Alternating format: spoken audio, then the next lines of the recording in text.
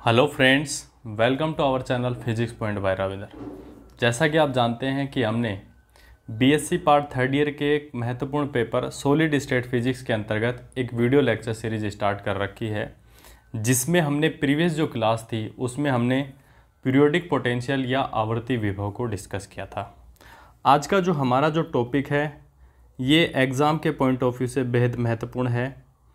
चाहे MSc final year जो होती है उसमें भी ब्लोच थ्योरम है, और यहाँ पे बीएससी जो थर्ड ईयर है उसमें भी ये जो थ्योरम है यहाँ पे कॉमन है। कहने का मतलब आप ये जो टॉपिक है एमएससी फाइनल के अंदर भी पढ़ोगे और बीएससी थर्ड ईयर में भी पढ़ोगे। तो देखो आज का जो हमारा जो टॉपिक है, जैसा कि हम बता चुके आपको, ब्लोच थ्योरम या ब्लॉक प्रमेय, ये शेखावटी यूनिवर्सिटी में 2019 में पूछा गया है। इसके अलावा भी बहुत ही इम्पोर्टेंट टॉपिक है, ये हर एग्ज़ाम में पूछा जाता है, ऐसे मान के चलो। ये कह सकते हैं कि ये जो यूनिट है इसका ये महत्वपूर्ण टॉपिक है। तो देखो, ब्लोच थ्योरम या ब्लॉक प्रमेय को डिस्कस करने से पहले आपका कोई फ्रेंड्स हो जो चाहे बीएससी फर्स्ट ईयर में हो, चाहे सेकेंड ईयर में हो, चाहे थर्ड ईयर में हो, वो अगर हम हमारी जो द्वारा जो वीडियो बनाई जा रही है उनका बेनिफिट उठाना चाहते हैं तो आप हमारे चैनल को सब्सक्राइब करें और सजेशन करें कि किस हिसाब से हम जो अपनी क्वालिटी है उसको इम्प्रूव कर सकते हैं। तो आज का जो हमारा जो टॉपिक है वो क्या है, ब्लॉक प्रमेय या ब्लोच थ्योरम। अब देखो, सबसे पहले ब्लॉक नामक एक साइंटिस्ट हुए, उन्होंने क्या किया, पीरियोडिक पोटेंशियल आवर्ती विभव के लिए क्या किया, श्रोडिंगर समीकरण को हल किया। जैसे हमने क्वांटम मैकेनिक्स में पढ़ते हैं, जो श्रोडिंगर समीकरण है हम पोटेंशियल वेल के लिए सोल्व करते हैं, स्टेप पोटेंशियल के लिए सोल्व करते हैं, मतलब डिफरेंट कंडीशंस के अंदर क्या करते हैं, श्रोडिंगर इक्वेशन को सोल्व करते हैं। तो यहाँ पे जो ब्लॉक नामक जो साइंटिस्ट थे उन्होंने क्या किया, पीरियोडिक पोटेंशियल के लिए क्या किया, श्रोडिंगर समीकरण को हल किया। तो उम्मीद करता हूँ कि ये आपको चीज़ को पता चली होगी आपको कि जो ब्लॉक जो नामक साइंटिस्ट थे उन्होंने श्रोडिंगर समीकरण को किसके लिए हल किया।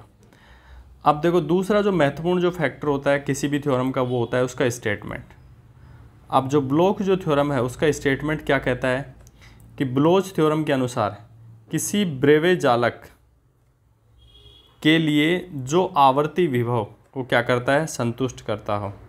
मतलब कोई भी ब्रेवाइस लैटिस हो जो क्या करता हो, पीरियोडिक पोटेंशियल को सेटिस्फाई करता हो, उसके लिए क्या होगा, को संतुष्ट करने वाला हो, तो एकल इलेक्ट्रॉन के लिए आइगन फलन साई जो है को एक समतल तरंग e⁻i⁴ व आवर्ती फलन u⁻r आर वेक्टर के गुणनफल के रूप में क्या कर सकते हैं, व्यक्त कर सकते हैं। मतलब यही इसका स्टेटमेंट है।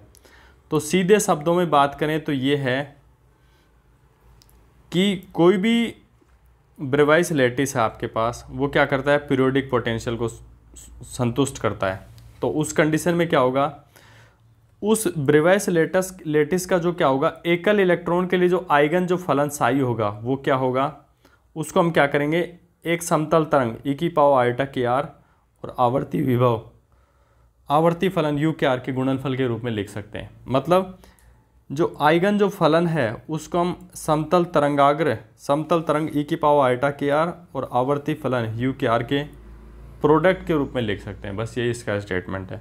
और जैसा हमने ऊपर बताया, देखो समतल तरंग जो वेव फंक्शन है उसको देखो किस रूप में लिख रहा है, समतल तरंग इंटू आवर्ती फलन u⁻r, एकल इलेक्ट्रॉन का wave function.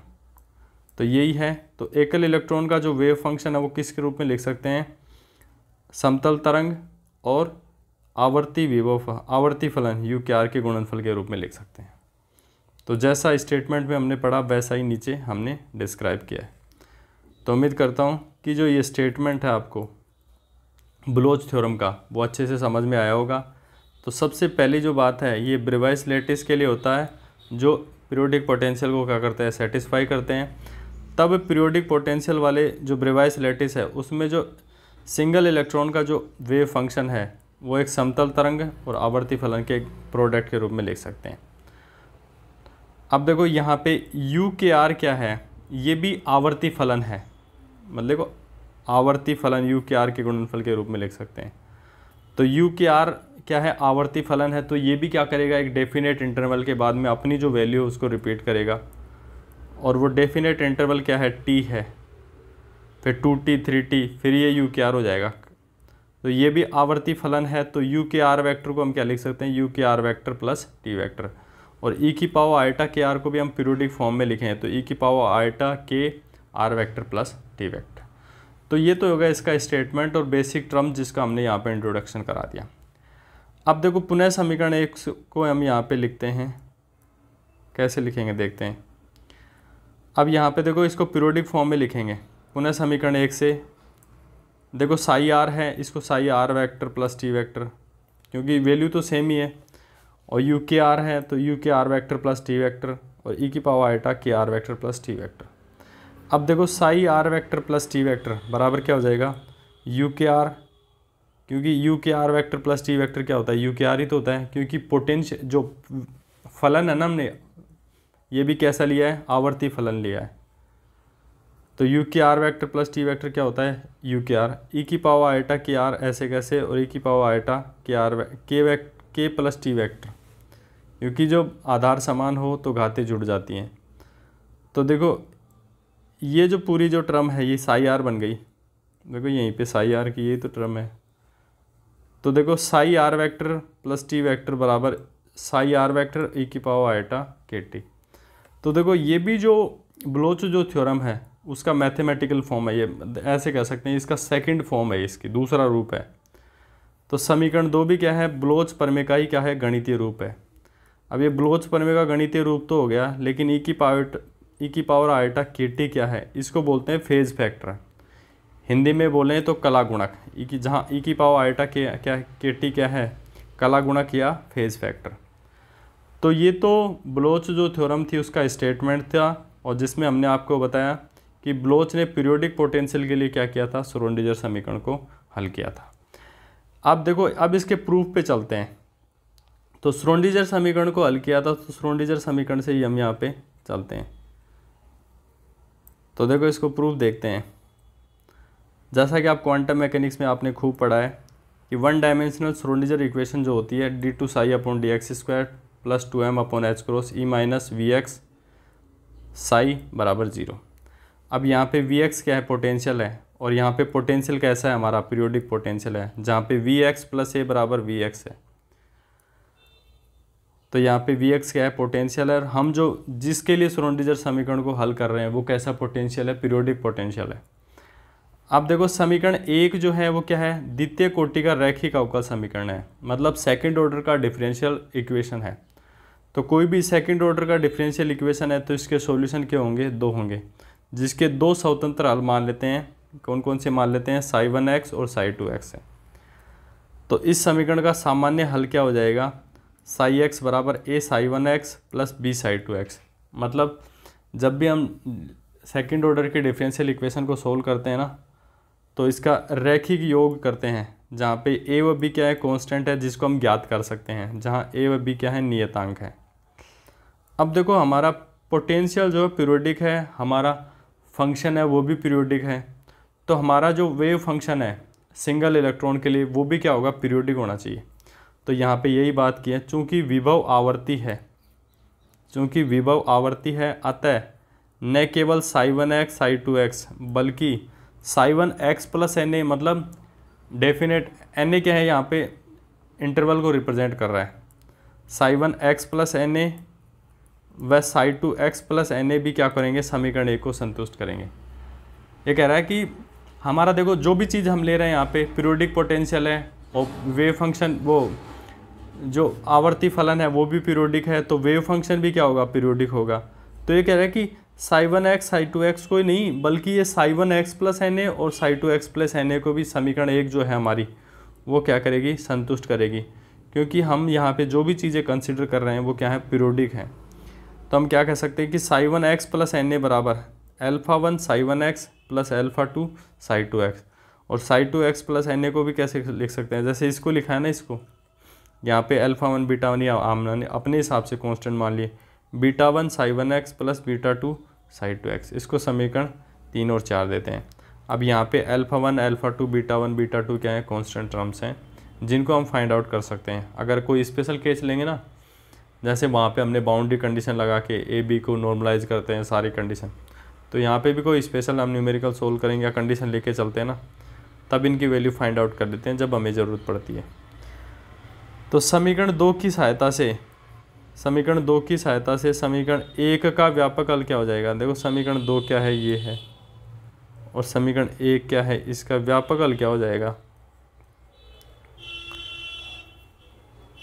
Sai 1 x plus a n ए बराबर a psi 1 x plus N a, क्योंकि देखो साई एक्स मतलब इसकी ओवरऑल जो वैल्यू है वो psi 1 x plus N A psi 2 x plus N A पे तो डिपेंड करेगी। जैसे साई एक्स की वैल्यू किस पे डिपेंड कर रही है, a psi 1 x plus b psi 2 x। वैसे ही इसको लीनियरली योग के रूप में हम लिख सकते हैं। तो psi x plus N A बराबर क्या हो जाएगा, a psi 1 x plus N a plus b psi 2 x plus N a. अब देखो समीकरण 3 व 4 से वैल्यू पुट करने पर समीकरण 5 में, 3 और 4 से समीकरण 5 में वैल्यू देखो psi 1 x plus N a और psi 2 x plus N a की जो वैल्यू है इस समीकरण 5 में हम रखेंगे। तो समीकरण 5 में हम रखेंगे तो psi x plus N A बराबर ए तो ऐसे कैसे रह जाएगा, और psi 1 x plus N a की वैल्यू कितनी है, α1 psi 1 x plus α2 psi 2 x plus b तो ऐसे कैसे रह जाएगा, और psi 2 x plus N a की वैल्यू कितनी है, β1 psi 1 x plus β2 psi 2 x। अब देखो psi x plus N A ऐसे कैसे चल रहा, अब इसको अंदर मल्टीप्लाई कर दो, ए α1 साई 1 x ए α2 साई 2 x, फिर इसको b को अंदर मल्टीप्लाई करेंगे, b β1 psi 1 x plus b β2 psi 2 x। अब देखो psi 1 x plus N a को देखो साई 1 और साई 1 देखो दोनों है इसमें, तो साई 1 x को हम कॉमन लेंगे तो यहाँ से बचेगा ए α1। एक बार मैं इरेज कर लेता हूँ थोड़ा सा,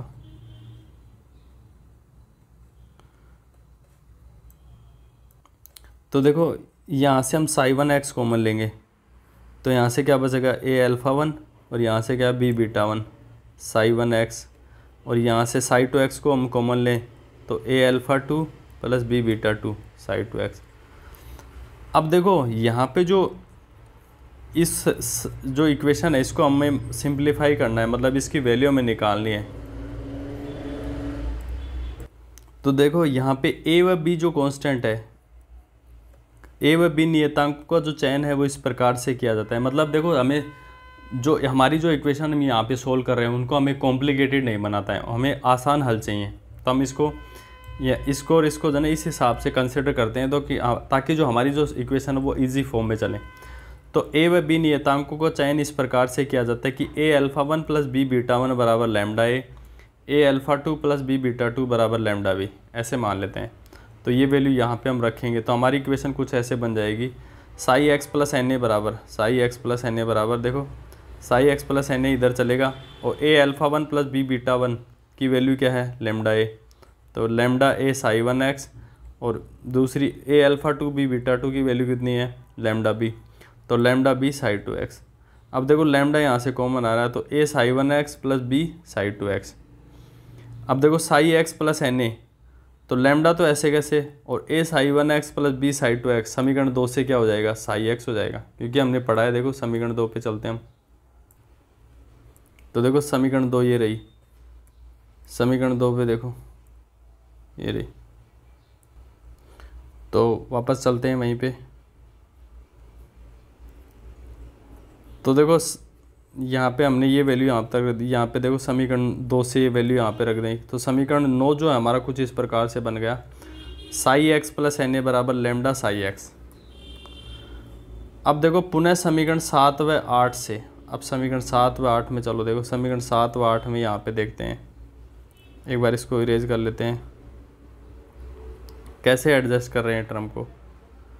ए α1 माइनस लैम्डा, देखो ए व बी को कॉमन ले लिया, देखो ए और ये ए देखो इधर लेके आएंगे तो ए तो कॉमन लेंगे तो α1 माइनस लैम्डा हो जाएगा, मतलब इसको हम इक्वेशन बना रहे हैं ए व बी को कॉमन लेके, तो एक इक्वेशन तो बन जाएगी ए α1 माइनस लैम्डा 1 प्लस बी β1 बराबर 0।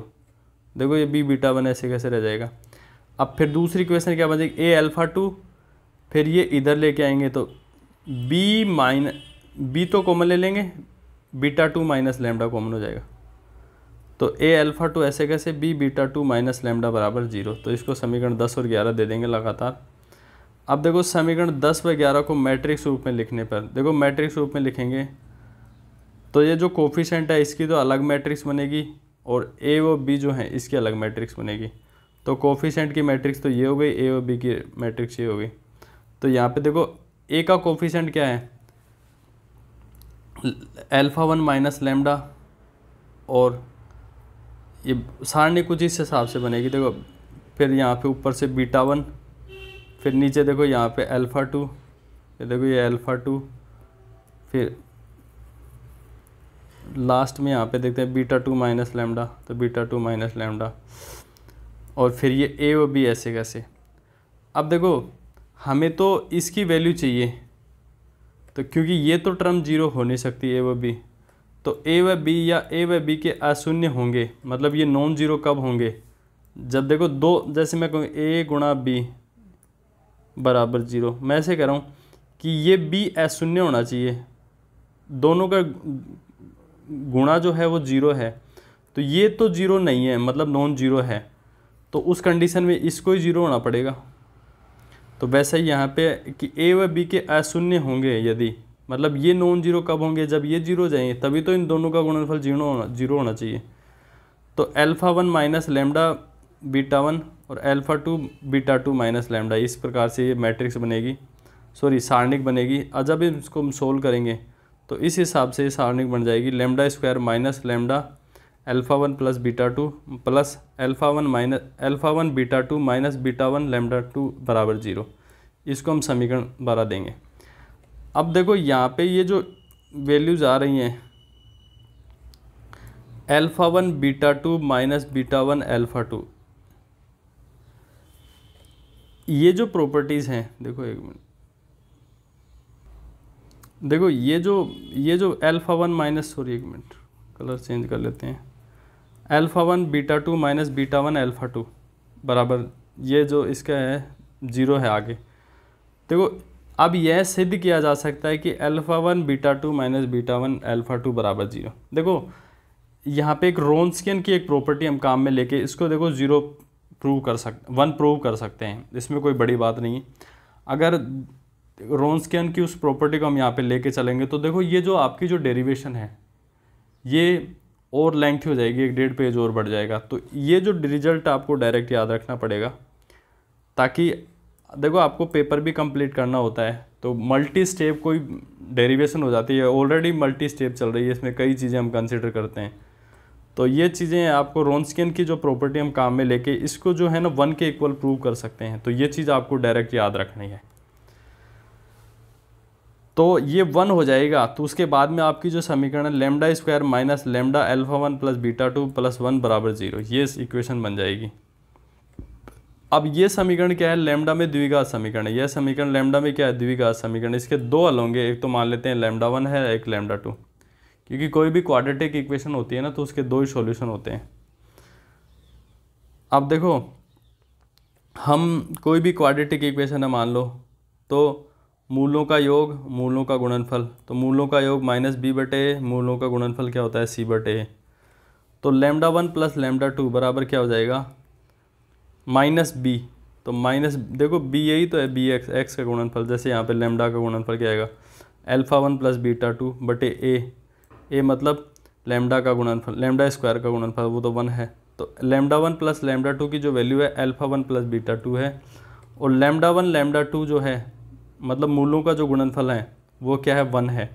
अब देखो लैम्डा 1 बराबर क्या हो जाएगा, 1 बटा लैम्डा 2। इसका मतलब ये हो कि दोनों जो हलन है एक दूसरे के प्रतिलोमी है, तभी लैम्डा 1 लैम्डा 2 का जो गुणनफल है क्या होगा, वो 1 के इक्वल आएगा। आप समझ रहे हैं, जैसे एक तो 2 है और एक 1 बटा 2 है, तभी तो 1 के इक्वल आएगा मूलों का गुणनफल। वैसे ही यहाँ पे ये जो दिख रहा है आपको लैम्डा 1 डॉट लैम्डा 2 बराबर 1, तो लैम्डा 2 इसका गुणनफल 1 बराबर कब आएगा, जब दोनों जो हल एक दूसरे के प्रतिलोमी हैं। तो दोनों हल एक दूसरे के प्रतिलोमी हैं, अतः साई तरंग फलन को निरूपित करता है। साई जो है क्या करता है, तरंग फलन को निरूपित करता है। अतः लैम्डा 1 लैम्डा 2 को लैम्डा 1 और लैम्डा 2 जो हैं को कैसे लिख सकते हैं, जैसे लैम्डा 1 को हम ऐसे लिखें ई की power iota K N A के एन, तो लैम्डा 2 क्या आ जाएगा ई की power minus iota K N. तो ये तो सारा, तो देखो लैम्डा की ओवरऑल जो वैल्यू हो जाएगी ई की पावर आयोटा प्लस माइनस के ए एन हो जाएगी। तो ये उम्मीद करता हूँ ये आपको अच्छे से समझ में आई होगी। तो समीकरण 13, इक्वेशन 13 का मान समीकरण 9 में रखने पे, तो समीकरण 9 कौन सी है देखो एक बार। समीकरण 9 ये है psi x plus N A बराबर लेमडा साई एक्स। तो लेमडा की वैल्यू अभी हमने प्राप्त की है, आइगन मान है ये वेव फंक्शन का। तो ये समीकरण जो 9 है ऐसे बन जाएगी, psi x plus N A बराबर ई की power plus minus iota K N और साई एक्स। और जैसे ये तो 1D के लिए है, क्योंकि हमने जो श्रोडिंगर इक्वेशन सोल्व की है वो 1 डायमेंशनल में सोल्व की है। जैसे 3D के लिए, त्रिविमीय जालक के लिए साई एक्स की जगह आर वेक्टर और एन ए क्या है, एक दिशा में स्थानांतरण सदिश है। जैसे 3D में लेंगे स्थानांतरण सदिश तो क्या होगा, टी वेक्टर हो जाएगा। और ई की पावर आयोटा ई की पावर प्लस माइनस आयोटा के टी ए एन, देखो 1 डायमेंशनल में ट्रांसलेशन है तो यहाँ पे 3 डायमेंशन में क्या हो जाएगा के टी और आर वेक्टर है, और यही क्या है ब्लोच थ्योरम है। तो उम्मीद करता हूँ कि जो ब्लोच जो थ्योरम है ये आपको अच्छे से समझ में आई होगी और किस हिसाब से हमने प्रोसीड किया है। अगर नहीं समझ में आई तो आप इसको 2 बार देखोगे ताकि और अच्छे से समझ में आए और अच्छे से आप नोट्स प्रिपेयर करें। और हमारे जो नोट्स की जो क्वालिटी है वो काफ़ी अच्छी है और कई स्टूडेंट हैं जिनके इस बार पूरे में पूरे नंबर आए थे एग्ज़ाम में। तो आज की क्लास में इतना ही और मिलते हैं नेक्स्ट क्लास में। और आप अपने फ्रेंड्स को भी बताएं ताकि हमें थोड़ा मोटिवेशन मिले, हमारे व्यूज़ बढ़ें। तो आज की क्लास में इतना ही काफ़ी है, मिलते हैं नेक्स्ट क्लास में। तब तक के लिए नमस्कार, जय हिंद, जय भारत।